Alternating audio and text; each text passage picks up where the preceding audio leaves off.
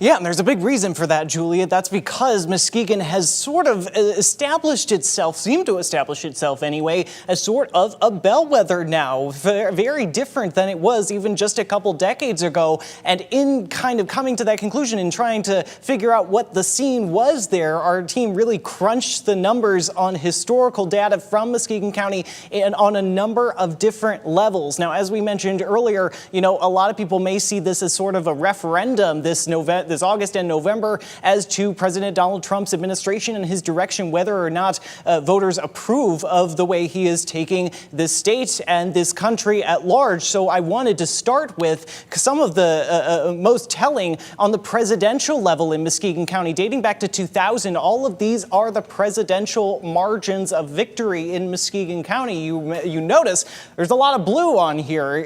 Throughout the 21st century, it was really established itself as sort of this blue dot in West Michigan, even before Kent County had really tried to start its transition there from 2000. And then you kind of hit a peak in 2008 when Barack Obama first campaigned for president and won a very, very large margin in 2008. But then you notice it gets smaller and it gets smaller and it gets smaller into 2020 when it's only 0.5% for President Joe Biden.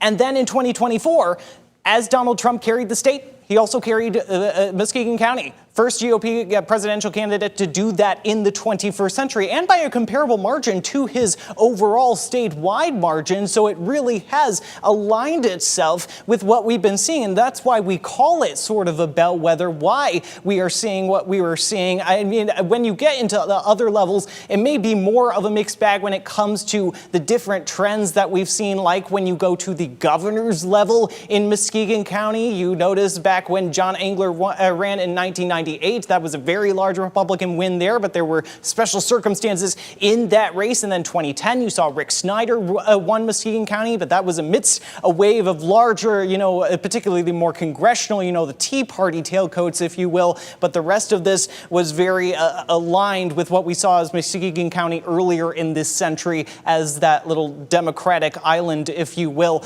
But then this is really just backed up by Senate results. I mean, you see all of that blue through Senate results all the way from 2000 up until 2018. You had those large margins of Democratic victory in Muskegon County, but then you saw in 2020 very narrowly shifted for the GOP. And then in 2024, Mike Rogers, former Congressman Mike Rogers, when he ran against Alyssa Slotkin, 0.05% win for Mike Rogers in Muskegon County, and that was very comparable, as you remember, to the difference that made up Alyssa Slotkin's victory. Mike Rogers may have carried Muskegon County, but just over the tip was Alyssa Slotkin's victory statewide. Very, very narrow margins there. So the historical results of Muskegon County lead us to, it really suggests to us that what happens in Muskegon County, including in these primaries, including in this general election in November, are going to be very, very important to watch, especially, as I mentioned earlier in this stream, I mean, particularly for the Democratic Senate candidates and those contested races like the governor's race for the Republican Party,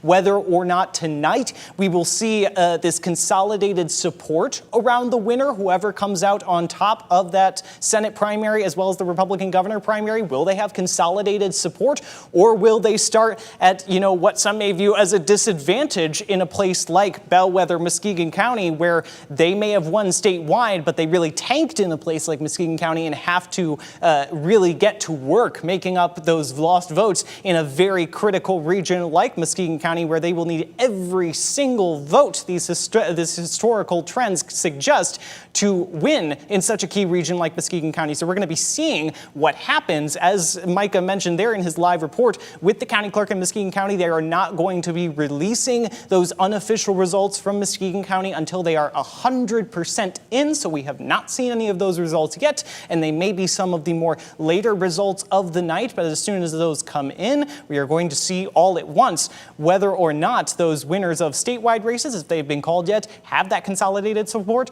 or if they have a lot of work to do. But for now, I'm going to send it back to you, Juliet.